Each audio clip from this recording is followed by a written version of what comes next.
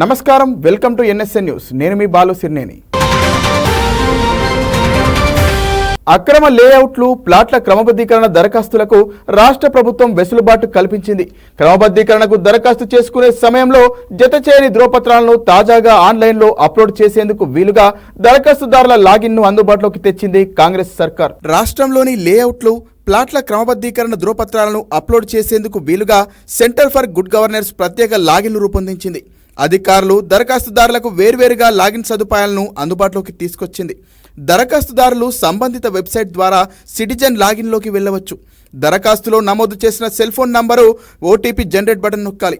Cell ఫోన్కు వచ్చే OTP నమోదు చేసి ధ్రువపత్రాలను అప్లోడ్ చేయవచ్చు. సెల్ ఫోన్ నంబర్ అప్డేట్ చేసుకునేందుకు కూడా ప్రభుత్వం వెసులుబాటు కల్పించింది. దరఖాస్తుదారులు సరైన సేల్ డీడ్, ఈసీ, మార్కెట్ విలువ నిర్ధారిత పత్రాలతో పాటు లేఅవుట్ కాపీ తదితర పత్రాలను అప్లోడ్ చేయవచ్చని అధికారులు తెలిపారు. ఆన్లైన్లో వచ్చిన దరఖాస్తులను పరిశీలించేందుకు వివిధ స్థాయిల్లో కమిటీలను నియమించాలని ప్రభుత్వం స్పష్టం చేసింది. ఆ మేరకు అధికారులు దరఖాస్తులను పరిశీలించిన అనంతరం దరఖాస్తుతో పాటు నిర్ధారిత ధ్రువపత్రాలు సమర్పించలేదని గుర్తించిన పక్షంలో వాటిని అప్లోడ్ చేయాల్సిందిగా నోటీసులు జారీ చేస్తారు. ఆ తర్వాత వాటిని అప్లోడ్ చేయాల్సి ఉంటుంది. సింహభాగం దరఖాస్తుల్లో ధ్రువపత్రాలు లేవని అధికారులు చెబుతున్నారు. దరఖాస్తులను వేగంగా పరిశీలించేందుకు తాజా వెసులుబాటు కల్పించినట్లు ఉన్నతాధికారి ఒకరు తెలిపారు.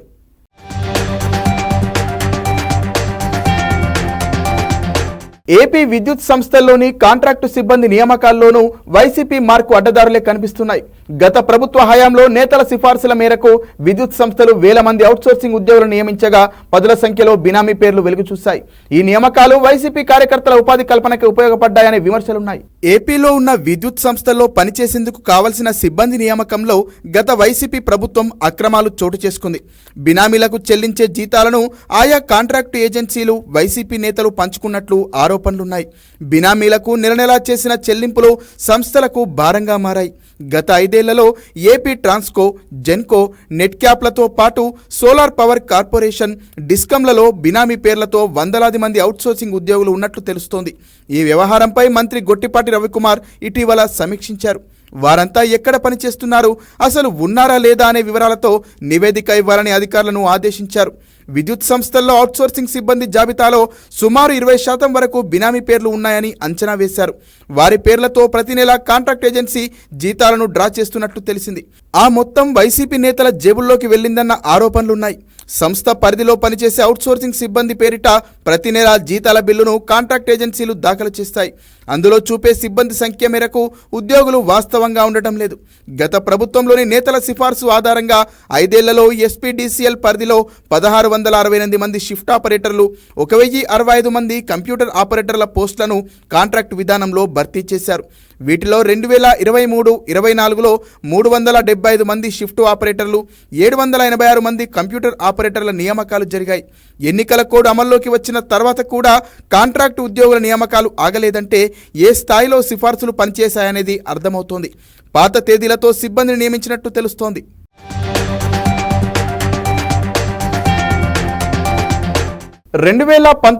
ఆగస్టులో కేంద్ర ప్రభుత్వం ఆర్టికల్ 370, ఆర్టికల్ 35A రద్దు చేసింది. పార్లమెంటులో ఈ నిర్ణయం తీసుకున్నాక కేంద్ర పాలిత ప్రాంతం జమ్మూ కాశ్మీర్లో తీవ్ర ఉద్రిక్తతలు ఏర్పడ్డాయి. అప్పటి నుంచి ఇప్పటి వరకు జమ్మూ కాశ్మీర్లో ఎన్నికలు జరగలేదు. జమ్మూ కాశ్మీర్ అసెంబ్లీ ఎన్నికలకు ఆగస్టు 20వ తేదీ ఎన్నికల షెడ్యూల్ వెలువడే ఛాన్స్ ఉందని ఈసీ వర్గాలు తెలిపాయి.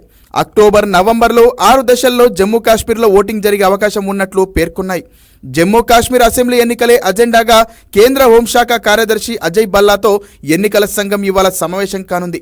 ఇటీవలే జమ్మూ కాశ్మీర్లో పర్యటించిన కేంద్ర ఎన్నికల ప్రధానాధికారి రాజీవ్ కుమార్, ఎన్నికల కమిషనర్లు జ్ఞానేశ్వర్ కుమార్లతో పాటు సుఖ్వీర్ సింగ్ సంధులు కూడా సమీక్షను నిర్వహించారు.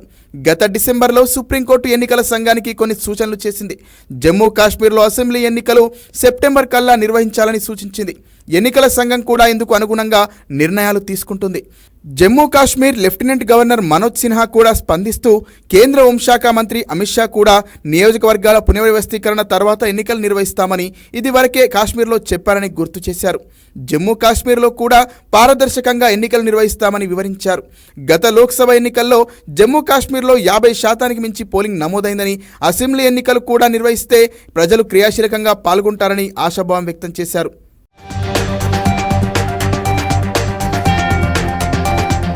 టెలికాం నియంత్రణ సంస్థ ట్రాయ్ స్పామ్ కాల్స్ కు సంబంధించి కీలక ఆదేశాలు ఇచ్చింది.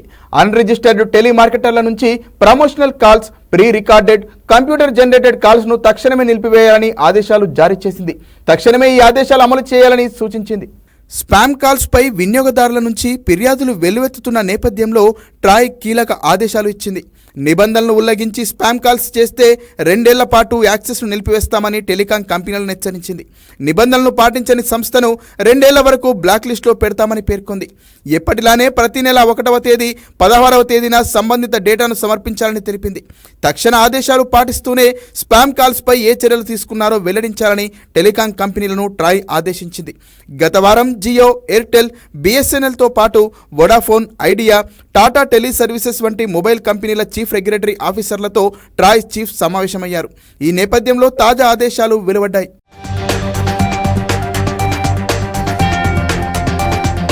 రాష్ట్రంలో 3వ విడతగా 2 లక్షల వరకు రుణమాఫీని సీఎం రేవంత్ రెడ్డి రేపు ప్రారంభించనున్నారు. స్వాతంత్ర దినోత్సవం సందర్భంగా రుణమాఫీతో పాటు సీతారామ ప్రాజెక్టును ప్రారంభించనుండగా అధికారులు ఏర్పాట్లు చేస్తున్నారు. ఖమ్మం జిల్లా వైరాలో జరిగే బహిరంగ సభలో 3వ విడత రుణమాఫీని సీఎం రేవంత్ ప్రారంభించనున్నారు. ఆ వెంటనే కొంత సమయానికే రైతుల ఖాతాల్లో నిధులు జమ కానున్నాయని అధికారులు చెబుతున్నారు. సీఎం రేవంత్ రెడ్డి హైదరాబాద్లో 15 ఆగస్టు వేడుకల్లో పాల్గొన్నాక హెలికాప్టర్లో వైరాకు పయనమవుతారు. అక్కడ సీతారామ ప్రాజెక్టు ప్రారంభోత్సవం అనంతరం జరిగే బహిరంగ సభలో రుణమాఫీని ప్రకటిస్తారు.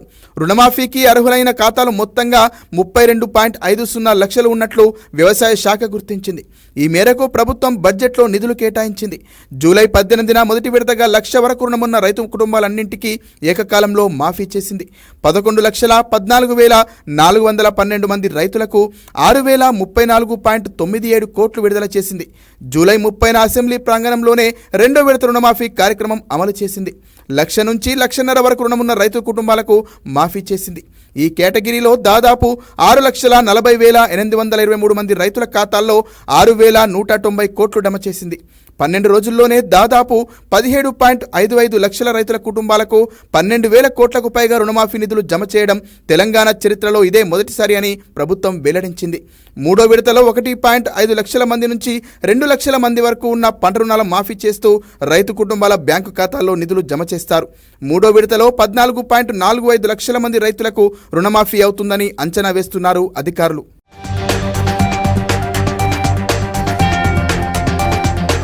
రాష్ట్రంలో సొంతిల్లు అవసరం ఉన్న పేదల వివరాలు కేంద్రానికి త్వరగా అందించాలని సీఎం రేవంత్ రెడ్డికి సూచించారు కేంద్ర మంత్రి కిషన్ రెడ్డి. ఈ మేరకు సీఎంకు కిషన్ రెడ్డి లేఖ రాశారు. కేంద్ర ప్రభుత్వం ఇళ్ల కోసం నిర్వహించనున్న సర్వేలో పాల్గొనాలని కోరారు. ప్రధానమంత్రి ఆవాస్ యోజన గ్రామీణ పథకంలో భాగంగా గ్రామీణ ప్రాంతాల్లోని పేద కుటుంబాలకు పక్కా ఇళ్లు నిర్మించి ఇవ్వాలని కేంద్రం నిర్ణయించిందన్నారు. కనీసం 10 కోట్ల మందికి లబ్ధిని చేకూర్చాలని ఈ నెల 9న జరిగిన కేంద్ర మంత్రిమండలి సమావేశంలో నిర్ణయం తీసుకున్నారని తెలిపారు. రాష్ట్ర ప్రభుత్వం నుంచి సరైన ప్రతిపాదనలు వస్తే ఇళ్లను కేటాయించడానికి కేంద్రం సిద్ధంగా ఉందని కిషన్ రెడ్డి లేఖలో పేర్కొన్నారు.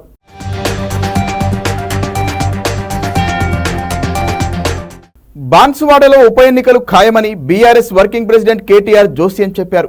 పార్టీ మారిన పోచారం శ్రీనివాసరెడ్డికి ఎన్నికల్లో ప్రజలు ఖచ్చితంగా బుద్ధి చెప్తారన్నారు. పోచారం పార్టీని వీడిన నేపథ్యంలో నియోజకవర్గానికి చెందిన బీఆర్ఎస్ నేతలు, కార్యకర్తలు హైదరాబాద్లో కేటీఆర్తో సమావేశమయ్యారు. అన్ని రకాలుగా గౌరవించిన పార్టీని వీడడం పోచారంకే నష్టమని, కార్యకర్తల కష్టం మీద గెలిచి స్వార్థం కోసం పార్టీని వీడడం కార్యకర్తలను బాధించిందన్నారు. కష్టకాలంలో పార్టీకి ద్రోహం చేసిన వాళ్ళు ఎంత పెద్దవారైనా వదిలిపెట్టేది లేదని కేటీఆర్ అన్నారు. కాంగ్రెస్లోకి వెళ్లిన పోచారం శ్రీనివాసరెడ్డిని కనీసం అడిగేవారు సైతం లేని దయనీయ పరిస్థితి వచ్చిందని ఆవేదన వ్యక్తం చేశారు. రేవంత్ రెడ్డి పాలనా సమర్థత ఏంటో ప్రజలకు తెలిసిపోయిందని, మార్పు పేరుతో జనాన్ని ఏమారుస్తున్నారని ఆరోపించారు.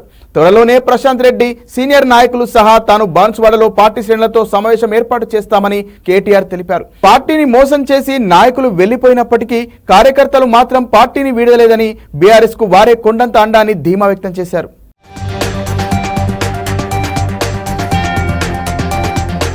రాష్ట్రాన్ని మత్తురహిత రాష్ట్రంగా తీర్చిదిద్దడమే తమ లక్ష్యమని ఎన్ఫోర్స్మెంట్ డైరెక్టర్ కమలాసన్ రెడ్డి స్పష్టం చేశారు. వరంగల్ ఉమ్మడి జిల్లా వ్యాప్తంగా ఎక్సైజ్ పోలీస్ శాఖల సమన్వయంతో గంజాయి నియంత్రణ చేస్తున్నామని పేర్కొన్నారు. రాష్ట్రంలో గుడుంబా నియంత్రణ కోసం కృషి చేస్తున్నామని, సుమారు 75,000కు పైగా కేసులు నమోదు చేశామని వివరించారు. రాష్ట్ర వ్యాప్తంగా డ్రగ్స్ తో పాటు మత్తు పదార్థాలపై ఉక్కుపాదం మోపేందుకు పోలీస్ శాఖ, ఎక్సైజ్ శాఖ సమన్వయంగా పనిచేస్తున్నాయని వెల్లడించారు. అక్టోబర్ 31 నాటికి రాష్ట్రంలో గంజాయిని నియంత్రిస్తామని, గంజాయిపై ప్రత్యేక దృష్టి సాధించామని వివరించారు.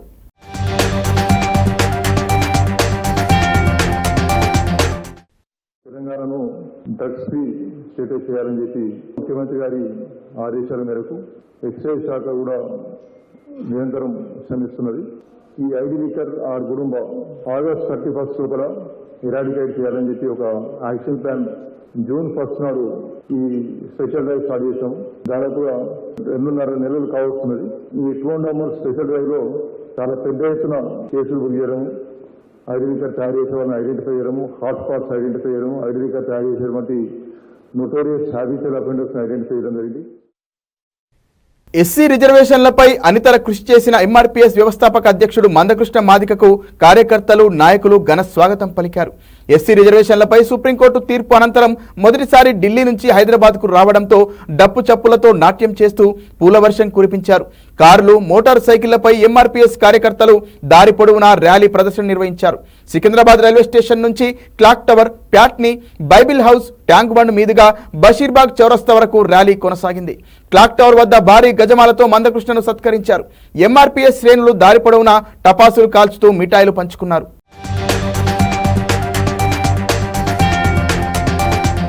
ఏపీ ఉన్నత విద్యారంగంలో మెరుగైన విద్యా ప్రమాణాలు, ర్యాంకింగ్స్ మెరుగుదల, సంస్కరణల అమలుకు తన వంతు సహాయ సహకారాలు అందిస్తామని National University of Singapore professor BVR Chowdary తెలిపారు.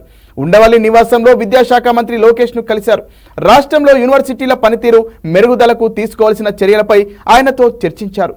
రీసెర్చ్, ఇన్నోవేషన్స్ లో వెనుకబడి ఉండడమే ఏపీలో ర్యాంకింగ్స్ తగ్గుదలకు కారణమన్నారు.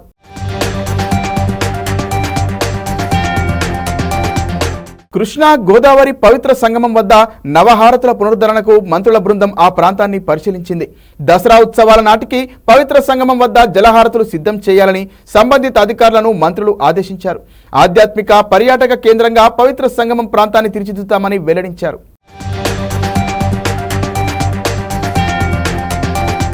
తప్పనిసరిగా 45 రోజుల్లో మళ్ళీ కృష్ణమ్మ హారతుల్ని మొదలుపెట్టే విధంగా మనం చేద్దామని చెప్పి ఒక ఆలోచన చేసి ఒక ప్రణాళికాబద్ధంగా దీన్ని చేయడం జరుగుతుంది. ఏవైనా 1-6 పనులు మిగిలిపోయి ఉంటే కంటిన్యూగా చేస్తూనే ఉంటాం.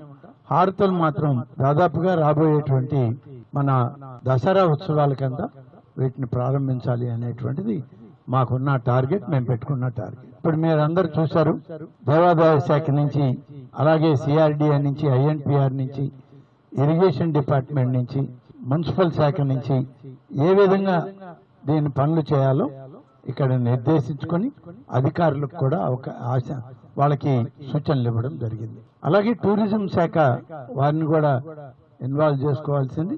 తప్పకుండా వాళ్ళని కూడా కలిపి ఈ టూరిజం స్పాట్ని డెవలప్ చేయడానికి పెద్ద ఎత్తున చర్యలు తీసుకోవడం జరుగుతుంది.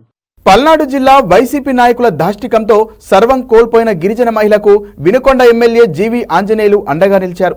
బాధితురాలికి తక్షణ సాయంగా శివశక్తి ఫౌండేషన్ తరపున నిత్యావసరాలు, వంట సామాగ్రి, కొంత ఆర్థిక సాయం చేశారు.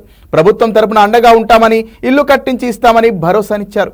నూజెండ్ల మండలం ఉప్పలపాడు సమీపంలో నివసిస్తున్న టీడీపీ సానుభూతి పరులైన మేకల కోటమ్మకు చెందిన గుడిసె ఆదివారం అర్ధరాత్రి దగ్ధమైంది. గుడిసె కాలిపోయే సమయంలో అక్కడ పెట్రోల్ వాసన వచ్చిందని బాధితురాలు తెలిపారు.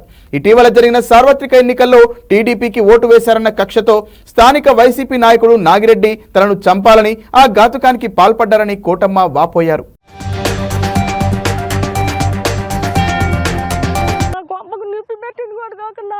పగలు చూపించి నీళ్ళకి పోయిన కూడా నీళ్ళ కాడ కూడా కొడుతున్నారు సార్, నన్ను సాట్లు పడుతున్నారు సార్. ఆయన ఏమో నాగిరెడ్డి తన్ని తరివేయండి అంటున్నాడు నన్ను. మరి ఎటు పోవాలి సార్, నేను అంత చెడు పురిగినంట సార్. తెలుగుదేశం పక్కకు పోయినాను అంటున్నాడు. కొంపలో కాలిపోయినా నేను చచ్చిపోయేదాన్ని సార్. నా కొడుకు వచ్చి తీపిపెట్టి ఊళ్ళో అడుకొచ్చుకొని గుడ్డలు కట్టుకున్నాను సార్. గుడ్డలు కూడా అన్ని కాలిపోయినాయి సార్. ఒంటి మీద గుడ్డారు సార్. భయం ముడిపోతుంది, నన్ను చంపేస్తారని. రోడ్ల బాతులకు కంపైంట్ రాజ్యానికి పోకుండా అంటున్నారు. తెలుగుదేశంకు ఓట్లేసినా నేను. హైదరాబాద్ వనస్థలీపురంలోని ఆఫీసర్స్ కాలనీతో పాటు హయత్ నగర్లోని పలు ప్రాంతాల్లో హైడ్రా కమిషనర్ రంగనాథ పర్యటించారు. ఆఫీసర్స్ కాలనీ లేఅవుట్లోని కమ్యూనిటీ హాల్ కోసం వదిలిపెట్టిన 400 గజాల స్థలంలో చేపడుతున్న నిర్మాణాన్ని పరిశీలించారు. కాలనీ అసోసియేషన్ సభ్యుల ఫిర్యాదు మేరకు ఆ బిల్డింగ్ కు ఇచ్చిన అనుమతులు రద్దు చేసి కూల్చివేయాలని అధికారులకు ఆదేశాలు జారీ చేశారు.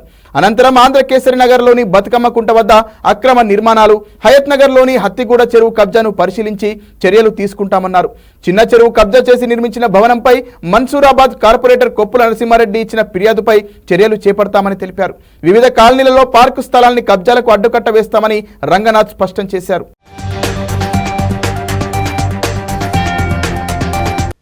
రిమోట్ సెన్సింగ్ డేటా తీస్తాము, తీసి ఇప్పుడు దీన్ని FTL కూడా రోజు కూడా మారకూడదు. ఇరిగేషన్ మార్చినట్టు అది నడవదు అనమాట. రేపు అది కూడా చెక్ చేస్తాం. అంతా మనకి ఇప్పుడు HMDA వాళ్ళు వర్క్ చేస్తున్నారు. ప్లస్ అన్ని డేటా తీసుకుంటారు. అంటే ఇది మన హిస్టారికల్ డేటా, అంటే ఈ రోజుతో ఉన్నది కాకుండా గతంలో చెరువు ఎలా ఉండింది అవన్నీ కూడా తీసుకొని అలా అనే దాన్ని ఆక్యుపై చేయడం, దాన్ని అది తీసేశారు. అది ఎవరు చేశారో వాళ్ళ మీద కేసు పెట్టాలి. అది ఒకసారి తీసుకొని వాళ్ళ మీద కేసు పెట్టినట్టు లోకల్ పోలీస్ స్టేషన్. ఓకే, మన దగ్గర రేపు పొజిషన్ క్రియేట్ అయితే ఆటోమేటిక్గా జరుగుతుంది. బట్ నెక్స్ట్ రెండోది ఏంటంటే ఇది చెరువు ఇది బఫర్లో ఉందా, FTLలో ఉందా, ఇదంతా అనేది ఎక్కడ దాకా ఉందనేది మనం డిసైడ్ చేద్దాం. ఇదేం చెరువు అన్నది ఇది కూడా మేము చెక్ చేస్తాం. చెక్ చేసి దాని మీద వచ్చినటువంటి డిఫరెన్సెస్, అంటే ఒకళ్ళేమో కాదంటారు, ఒకళ్ళు ఉందంటున్నారు, ఇదంతా ఉంది కదా, దాన్ని ఫ్రీజ్ చేస్తాం. కరెక్ట్గా ఏంటనేది మేము అందరితో కూర్చొని ఒకసారి ఇరిగేషన్ తప్పకుండా ఇది ఇప్పుడు ప్రతి దగ్గర చేస్తున్నారు. అంటే మేమే కాదు, HMDA చేస్తున్నారు. ఆ పని ఫ్రీజ్ చేస్తారు. ఇరిగేషన్ వాళ్ళు కూడా కూర్చుంటున్నారు. అందరు డిపార్ట్మెంట్స్. తుంగభద్ర జలాశయాన్ని కర్ణాటక సీఎం సిద్ధరామయ్య పరిశీలించారు. తుంగభద్ర డ్యాం వద్ద వరద ఉధృతికి కొట్టుకుపోయిన 19వ గేటును మంత్రులు పయ్యావుల కేశవ్, నిమ్మల రామానాయుడు అధికారులతో కలిసి ఆయన పరిశీలించారు. గేటు పటిష్టత, మరమ్మత్తు పనుల వివరాలను అధికారులను అడిగి తెలుసుకున్నారు. సాగునీటి నిపుణుడు కన్నయ్య నాయుడు పర్యవేక్షణలో జరుగుతున్న తాత్కాలిక గేటు మరమ్మత్తు పనుల వివరాలు తెలుసుకున్నారు. డ్యాం నుంచి నీరు వృధా కాకుండా తాత్కాలిక గేటు అమర్చేలా చర్యలు చేపట్టాలని సిద్ధరామయ్య అధికారులకు సూచించారు. స్వాతంత్ర్యం కోసం బ్రిటిషులకు వ్యతిరేకంగా పోరాడి అసూలు బాసిన అమరులను స్మరించుకోవాల్సిన బాధ్యత అందరిపై ఉందన్నారు కరీంనగర్ బీజేపీ జిల్లా అధ్యక్షుడు ఎర్రవెల్లి సంపత్రావు. ఆగస్టు 15 స్వాతంత్ర దినోత్సవం సందర్భంగా ప్రధాని పిలుపుతో జమ్మికుంట పట్టణంలో బీజేపీ నాయకులు, కార్యకర్తలు హర్ ఘర్ తిరంగా కార్యక్రమం నిర్వహించారు. అంతకు ముందుకు పట్టణంలోని పురవీధుల గుండా జాతీయ జెండాలు చేతబూని బైక్ ర్యాలీ చేపట్టారు. ఈ సందర్భంగా ఆయన మాట్లాడారు. ప్రజల్లో దేశభక్తిని పెంపొందించేందుకు హర్ ఘర్ తిరంగా లాంటి కార్యక్రమాలు దోహదం చేస్తాయన్నారు. దేశంలో స్వేచ్ఛగా జీవిస్తున్నామంటే ఆనాడు ప్రాణాలు విడిచిన అమరుల త్యాగాల ఫలితమేనని అన్నారు. స్వాతంత్ర దినోత్సవం రోజున ప్రతి ఒక్కరూ తమ ఇంటిపై జాతీయ జెండా ఎగురవేసి జాతీయ భావాన్ని చాటాలని కోరారు. ఈ కార్యక్రమంలో బీజేపీ కార్యకర్తలు, నాయకులు పాల్గొన్నారు.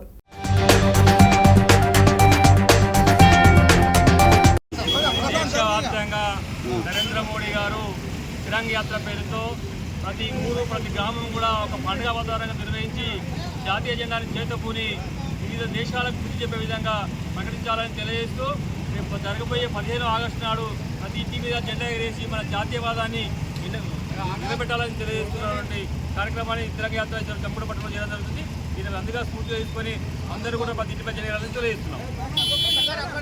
గౌరవ దేశ ప్రధాని నరేంద్ర మోడీ గారి పిలుపు మేరకు భారతీయ జనతా పార్టీ జాతీయ అధ్యక్షులు జయప్రకాష్ నడ్డా గారి యొక్క పిలుపు మేరకు గత 2 రోజులుగా మరి భారతీయ జనతా పార్టీ ఆధ్వర్యంలో అనేక కార్యక్రమాలను చేయడం జరిగింది.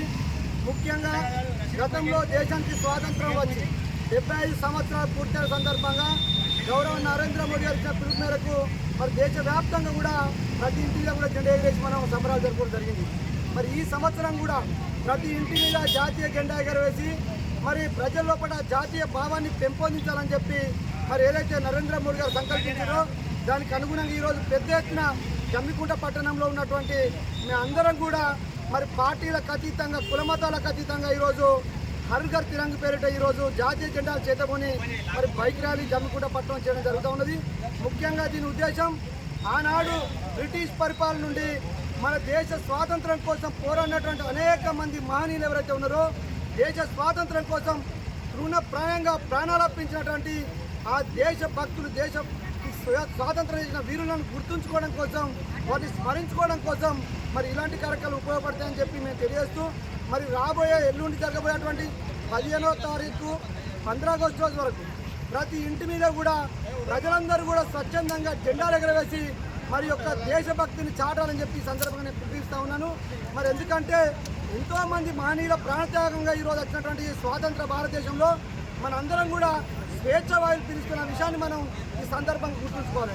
గౌరవ నరేంద్ర మోడీ గారు ప్రధానమైన తర్వాత ఏదైతే స్వాతంత్ర వీరులు ఈ స్వాతంత్రం కోసం ప్రాణార్పించారో వారి ఆశయాలకు అనుగుణంగా ఈరోజు నరేంద్ర మోడీ గారి ప్రభుత్వం దేశంలో పరిపాలిస్తుంది. కాబట్టి ఈ విషయాలన్నింటినీ కూడా ప్రజలకు తెలియజేయాలని చెప్పి ప్రతి ఒక్కరిని కూడా దేశభక్తి దేశభావం పెంపొందించాలనే లక్ష్యంతో మరి రాబోయే రోజుల్లో కూడా ఏదైతే దేశ స్వాతంత్రం కోసం ప్రాణార్పించని మహనీయులరో వారి అందరినీ కూడా స్మరించుకుంటూ వారి ఆశయ సాధనకు మరి అందరూ కూడా ముందు పోవాలని చెప్పి నేను సందర్భంగా పిలుపునిస్తూ తప్పకుండా కూడా 15 ఆగస్టు రోజు అందరం కూడా ప్రతి ఇంటి మీద జాతీయ జెండాలు ఎగరేయాలని చెప్పి నేను ఈ యొక్క జమ్మికుంట ప్రజలందరూ కూడా నేను వేడుకోవడం జరుగుతూ ఉన్నది.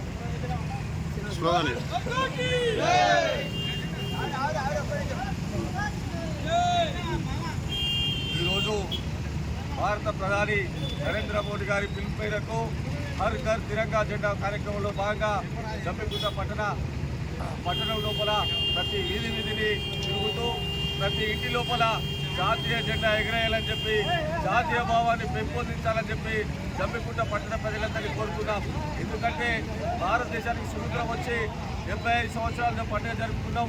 ఈ సంవత్సరం 76వ స్వతంత్ర దినోత్సవం సందర్భంగా ఎవరు కూడా జాతీయ భావాన్ని మర్చిపోకుండా మన చుట్టూ ఉన్న దేశాల్లో జరుగుతున్న అల్లలను వాటిని అణచివేయడం కోసం నరేంద్ర మోడీ గారు తీసుకుంటున్న ప్రతి ఒక్క పనికి మనం మద్దతు తెలుపుతూ వారిచ్చిన పిలుపు మేరకు మనం అందరం ప్రతి ఇంటి మీద జెండా ఎగరాలని చెప్పి పట్టణ ప్రజలందరినీ కోరుతున్నాం. భారత్ మాతా కీ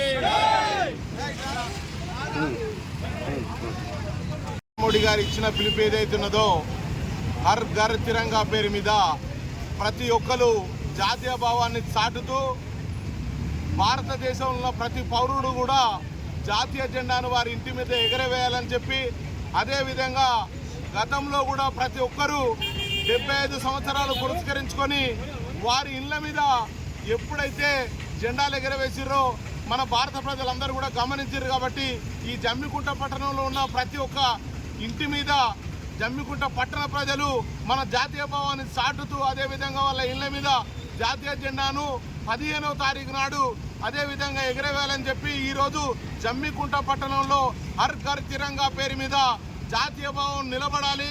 మన అందరం కూడా జాతికి అంకితమైన వ్యక్తులం సేవాభావంతో ఉండాలని చెప్పి ఈ సందర్భంగా తెలియజేస్తా ఉన్నాను. జగిత్యాల జిల్లాలోని గొల్లపల్లి మండల కేంద్రంలోని పాఠశాలలో జరుగుతున్న ఫుడ్ పాయిజనింగ్ తో విద్యార్థుల ప్రాణాలు గాల్లో కలుస్తున్నాయి. గత వారం రోజుల క్రితం కల్తీ ఆహారంతో 2 విద్యార్థులు మృతి చెందారు. విషయం తెలుసుకున్న డిప్యూటీ సీఎం బట్టి విక్రమార్క విద్యార్థుల తల్లిదండ్రులను పరామర్శించారు. అంతకుముందు మంత్రి పొన్నం ప్రభాకర్ తో కలిసి బట్టి గురుకుల పాఠశాలను సందర్శించారు. వారిద్దరూ పరామర్శించిన కొన్ని గంటల వ్యవధిలోనే గొల్లపల్లి మండల కేంద్రంలోని గురుకుల బాలికా పాఠశాలలోని 5 విద్యార్థినులు తీవ్ర అస్వస్థతకు గురయ్యారు. స్థానిక సిబ్బంది వెంటనే అస్వస్థతకు గురైన ఆ విద్యార్థులను 108 వాహనంలో జిల్లా ఆసుపత్రికి తరలించి చికిత్స అందిస్తున్నారు. దీంతో విద్యార్థుల వరుస మరణాల ఘటనలతో తల్లిదండ్రులు భయాందోళనకు గురవుతున్నారు.